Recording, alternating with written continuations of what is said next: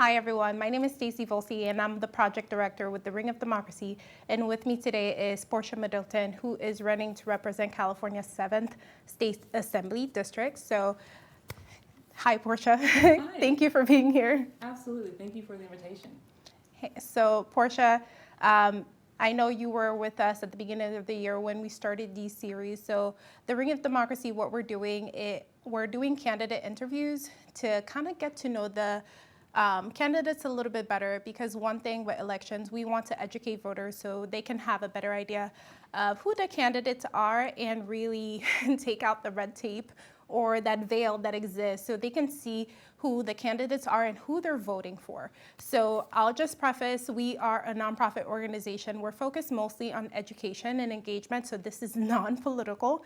And we are gonna talk about you, essentially, and why you're running so voters can get to know you a little bit better. That sounds great. All right. So, Porsche, I'm not gonna lie, first thing that comes to my mind when I think Porsche Middleton is, okay, I know your mom, right? Right.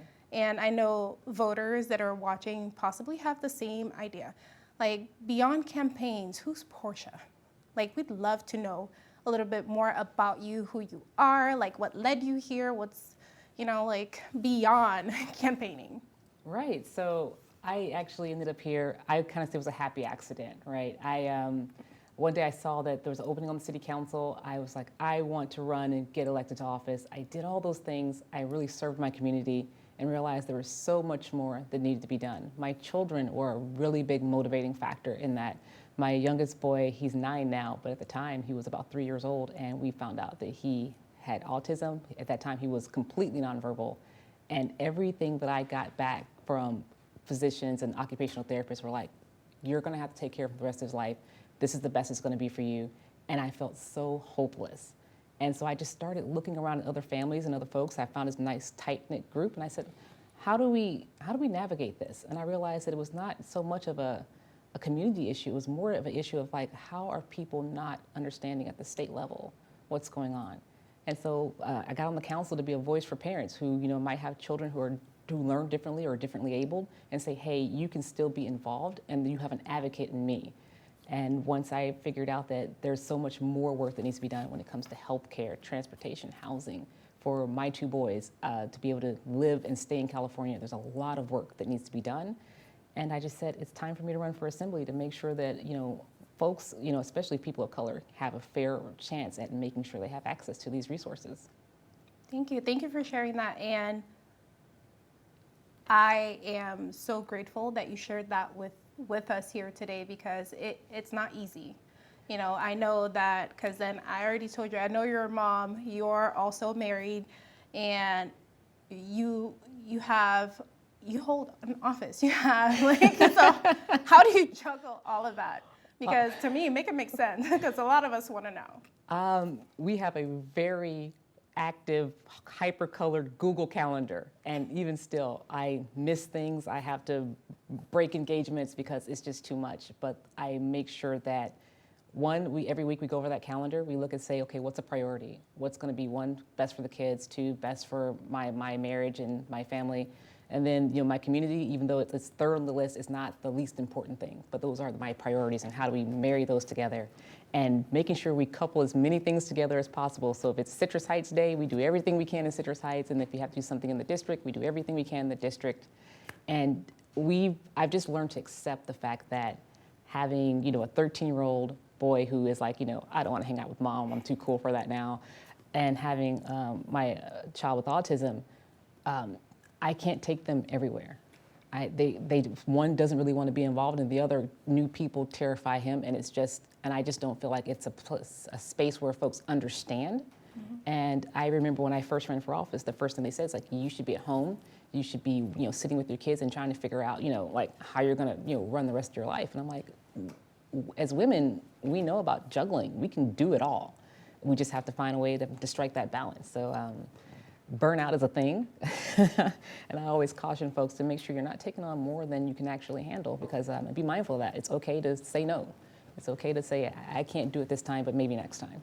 Okay, so I hear no, that boundaries, setting clear boundaries has really been important for you. Yes. So, but like with all of these, do you have suggestions for other moms out here who want to advocate for their families or want to be in the community like you are? Because then, Porsche, I'll be honest, you are doing great and amazing work, and to be able to share that with people, that you're not only doing it as a married woman, but a mother, and you're doing all of these things and you're succeeding, you know, like to people out there. So what would be the best advice that you have for mothers that are looking at you?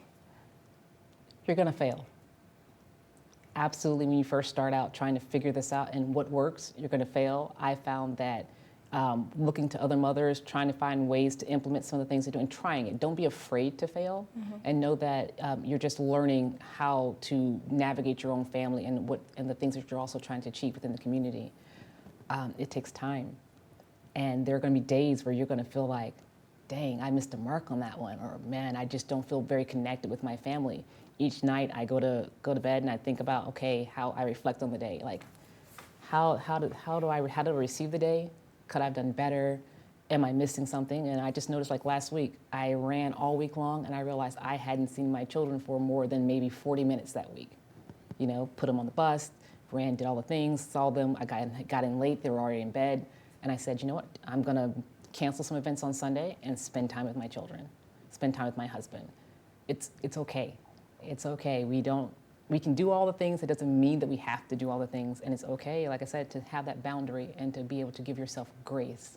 The first 2 years while I was in office, I did not give myself grace. And COVID was actually the blessing that I needed, because I was able to stop and sit and say, here I am, stuck with all these people that I hardly ever see, but we grew closer together, and it really made me appreciate the fact that I had that time with them and made me treat it with the value that it really is. And so I made it a priority to say, well, I don't schedule events on these days, or I make sure that I'm really connecting with folks. I don't miss the wrestling meets anymore.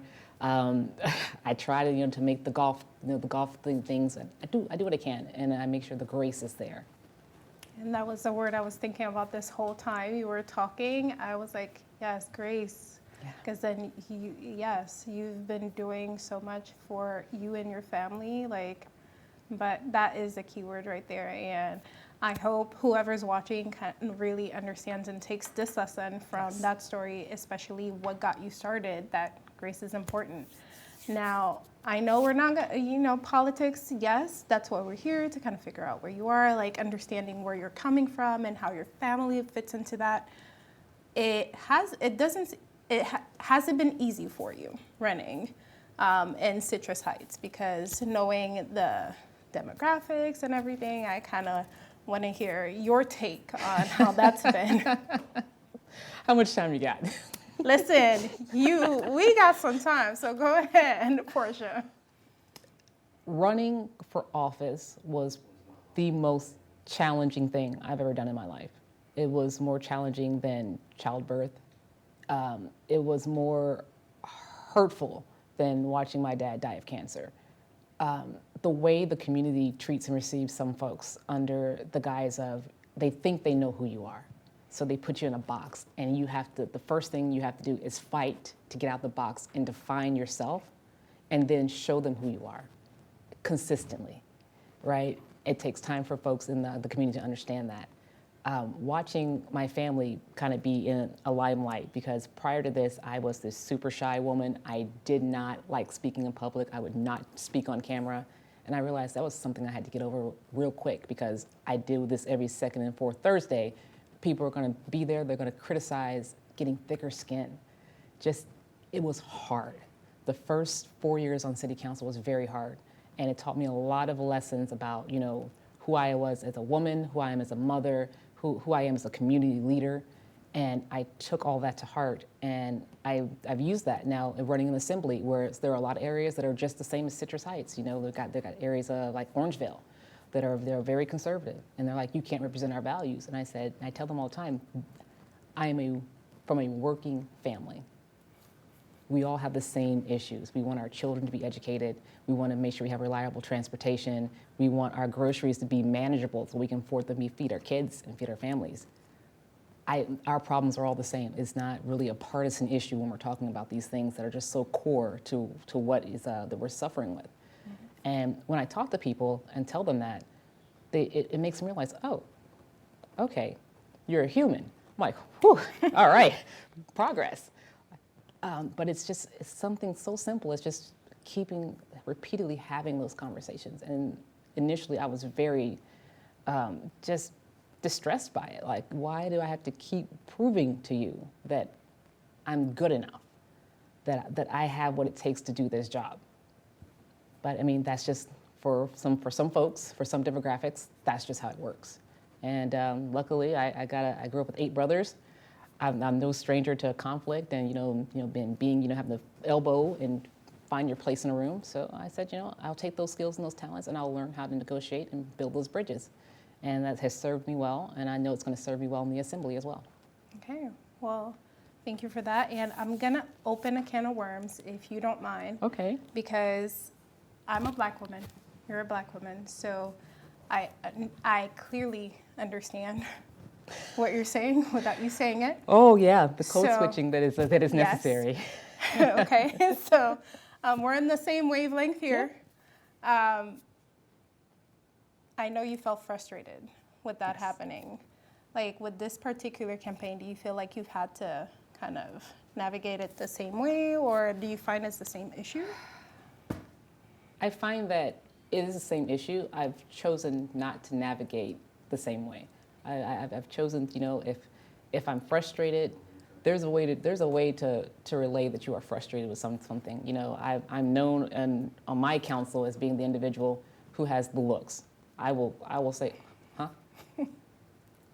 Can you say that again slowly, because it just went past me, and it's one of the things that kind of makes people pause and think. So the first time I did that, they were like, oh, that wasn't very nice of you. And I'm like, well, what you said wasn't very nice either. And I wanted to make sure everyone understood that we're trying to be civil here. So let's remember, the rules of engagement. Turning 40 this year changed a lot for me. I got to the point where my voice is my voice, and I can't expect people to put their trust and faith in me if I'm not willing to show up 100% authentically myself and say the things that might make others uncomfortable. People might not 100% agree with me, but if that's what I believe to be my truth and the truth of what's necessary for the people in this district, that's what I need to start doing, because once in the assembly, that's what folks are going to rely on me to do. And I've been practicing that, and I love to put a little bit of humor into it. It's always, with a smile and, just like kind of like, shucks. But they get the point, and that's the whole thing. I want people to be really thoughtful about what we're talking about and what's on the line with this election. Top of the ticket all the way down to the local level. We have a lot that we are working for our families, our working families, and we need to put them at the forefront when we go to cast our vote. Okay. Well, thank you for sharing that. And yeah, it's a different ballgame now with the Assembly District. If you were to win in November, what would be the priorities for you? Like, I know everybody has similar issues, but what are priorities for Porsche? First and foremost, making sure that folks have access to health care. So we need to figure out how we can bring back community clinics. Mm-hmm. How do we have more robust community clinics? How do we find the individuals who can provide the services within those clinics? And so that folks they have that access right there in their own neighborhoods. Education is always going to be top of mind for me, just because I graduated 2008, the height of the economic crash, and my husband and I struggled. I don't want to see other folks struggle like that. And I want to make sure that our youth, those who might be like my youngest child with autism, or like my oldest boy who's, pretty brilliant, make sure that they have access to all the tools necessary, at the public school level. And then housing, because it's a crisis, not just for those who are already unhoused, but those families who are a paycheck away from, losing everything and having to rebuild.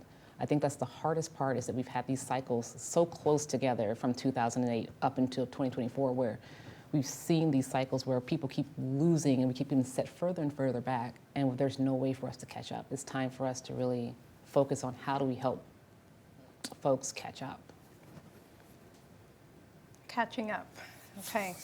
That's another conversation in itself, and definitely it's something that needs to be dissect it and kind of figuring out how that works. So Right. I hear that, and thank you for that. Now, I know you have your priorities: education, access to healthcare, and also housing. Now, you mentioned, like, with education, when you and your husband graduated, there was this time where the struggling part of it. Right. I think people don't talk about that a lot. Oh gosh, we struggled on many fronts. So we had graduated from the University of Louisville. The market crashed. My parents, the first house that they were able to buy. So I was in college when my parents bought their first home. They lost it, because of the way that folks with prime mortgage lending and all these unethical standards and things that were going on, they lost their home. So they ended up moving to Alabama with us. We get to Alabama where my husband's at Boeing. He ends up getting laid off. We end up moving in together with my parents because we couldn't afford to do anything else. And luckily for us, that was a really great opportunity for us to try to start rebuilding. But that rebuilding took us all the way until we got to Citrus Heights, where we finally were able to find some stability. My husband was able to get a state job. And we were finally able to say, okay, our children, are able to live most of their childhood, and if they want to stay with us, their adulthood, in a home that we own. And that is super important. We were talking about, generational wealth and stability for kids, because that's a great indicator of how they're going to be able to live their lives. It's super important that every family has that opportunity. Okay. Portia, thank you for this, because then one thing that's very important to me today, especially our conversation, is ensuring that voters get to see Portia beyond the campaign, Portia beyond this, like you're going out there and serious and just doing what you're supposed to be doing, but like you are a person, and I want voters to understand that. Like, we all have a story. There's a reason you're running and advocating because of your children. Right, and it goes a little bit deeper than that even. I remember when I was younger, I was the middle child of 9. I have 8 brothers. My dad was retired from the military, but money was always tight. I mean, I remember times when my parents would be sitting at the dinner table and they didn't eat. I remember going to Angel Tree, and that's how we got our Christmas gifts. I remember what it was like to grow up poor and live in a mobile home park. I tell people I work this hard because I understand a lot of the issues that a lot of people are living. I donate, food to our pantries. I make sure nonprofits in our communities are supported, and we get them the grants and the funding that they need, because I know the great work that they do, because they did the great work for our family when we really needed it. I know what it's like, to have, a family member who has cancer, and you're trying to find the best health care possible, and you have to uproot your family from one state, come to another, come to California, because the health care is the best that you're going to get, because you want to have as much time with your father as you possibly can before he's no longer with you. I get it. I understand what that struggle is. I understand those moms who sit around and they're tired, maybe their autistic child is on their last nerve, and they're just like, oh, I feel like a failure.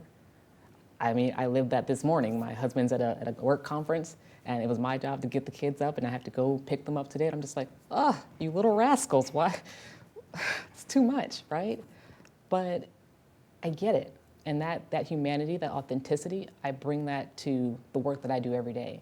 And I'm not doing it, because of, I want to write these impressive bills, or I want to get all these accolades. I'm doing it because there's this deep heart work that needs to be done in order for families to live better. Okay. Well, I have nothing to say about that. Thank you. So I sincerely wish you the best on this campaign. Because now is just having this conversation, I have a deeper understanding of what drives Portia. So that meant a lot to me, and I don't know about other voters. Yeah. So thank you for sharing all of that, because then, like I said, we're both moms. We're both married moms, so. No one else will get it. You know what the mom look is, right? Yeah. I find myself using that a lot on this campaign trail. It's like, seriously? Okay, that's what we're doing today. Yeah, so I appreciate you sharing that, because then, hey, some people may not know that side of you, so thank you. Of course. And I know, like, one thing I wanted to do today is give you the opportunity to share with voters, like, because then you shared a lot about what's important to you, but any last messages that you want to share with everybody as to why you're running for this seat and why they should vote for you?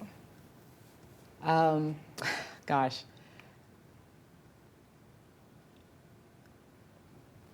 I'm going to get the job done. I've been doing it for nearly a decade now, and I know what it takes. I know what it means, and I'm not just asking folks to put, to check a box, on that ballot. I'm asking them to believe that we can do something better, that we can work to build a stronger and better community for all families and for all individuals in District 7. It's important that they participate and they really do the research and understand what their values are, and they vote those values. And I am almost positive those values align with mine. And come November 6th, I'm hopeful that the results will end up being that next day that I'm the next Assemblywoman for District 7. Okay. Well, thank you for that. I don't have any more questions, Portia.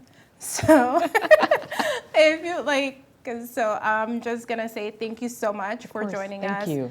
And thank you for being here, and wishing you the best of luck in your campaign.